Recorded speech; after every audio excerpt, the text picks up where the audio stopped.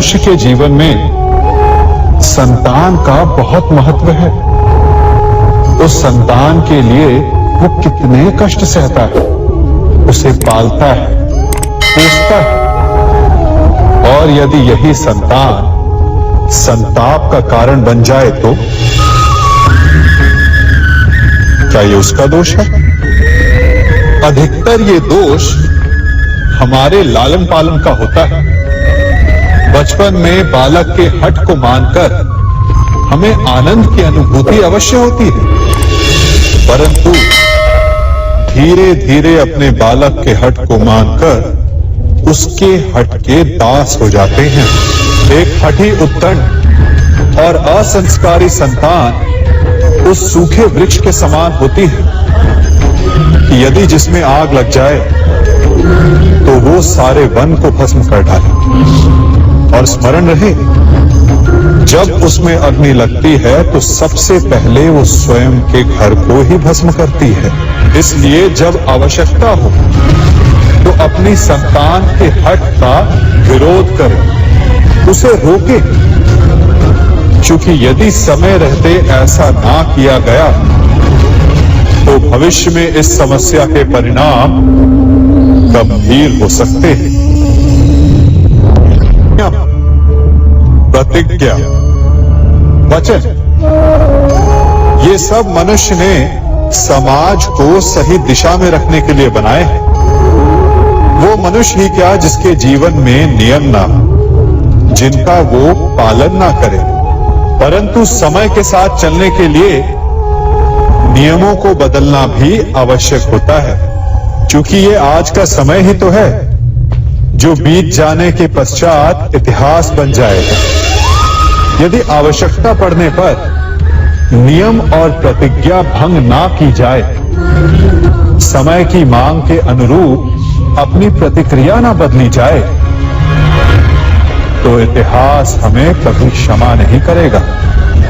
आवश्यकता पड़ने पर आपकी तोड़ी हुई एक प्रतिज्ञा, एक बंधन कभी कभी पूरे मानव इतिहास को बड़े विनाश से बचा सकता है।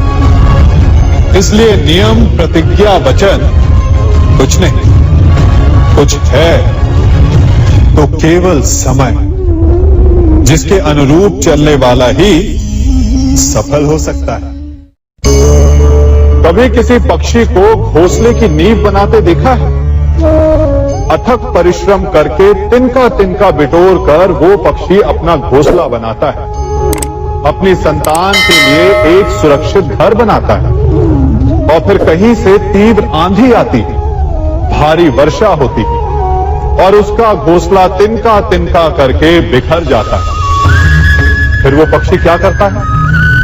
वो रोता नहीं, ना ही विलाप करता है, वो बिना विलंब करे फिर से अपना घोंसला बनाना प्रारंभ कर देता है और सफलता पाता है। फिर हम क्यों छोटी छोटी असफलता से भयभीत होकर परिश्रम करना छोड़ देते हैं? एक बात सदा स्मरण रखिएगा, हर वृक्ष कुल्हाड़ी की एक मार से नीचे नहीं गिरता, हर चट्टान घन के एक प्रहार से नहीं टूटती। सफलता पाने के लिए अनावरत परिश्रम करना ही मात्र एक मार्ग है।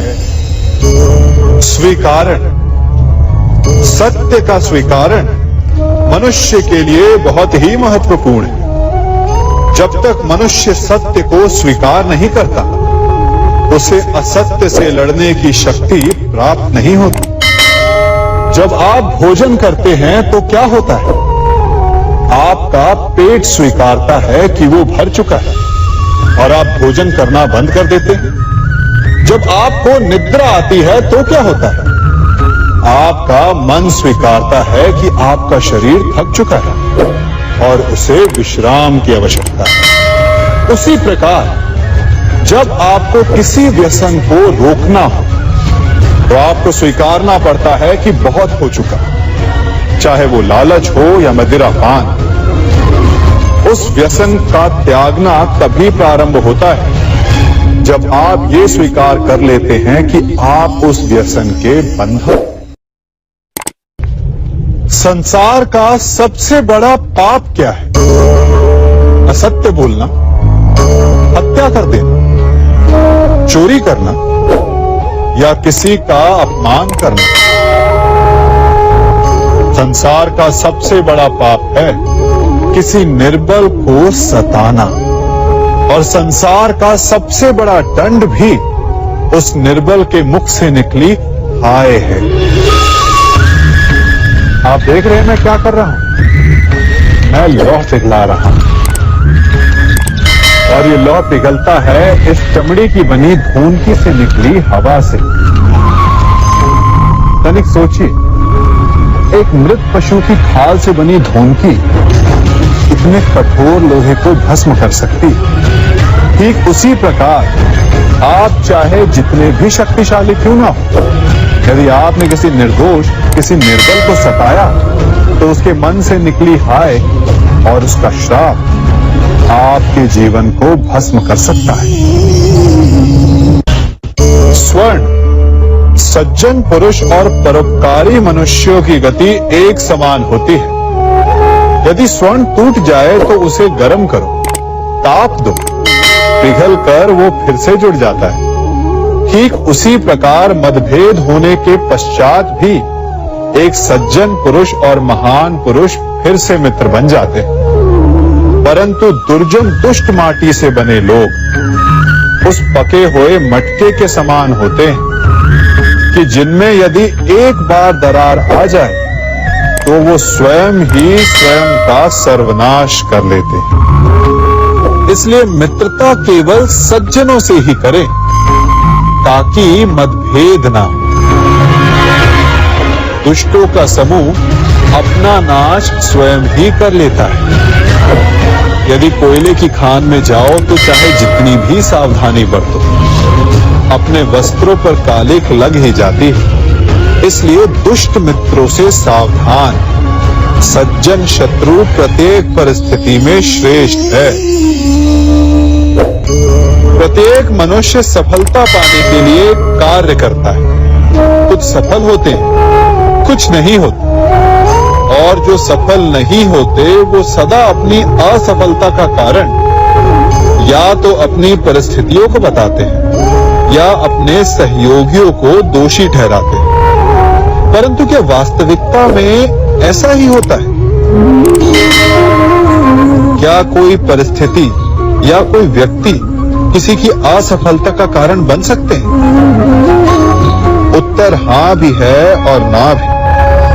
कैसे? आप इस तितली को देख रहे हैं? आपने एक मक्खी को भी देखा हो। प्रकृति ने दोनों को समान गुण दिए हैं रस पान करने का।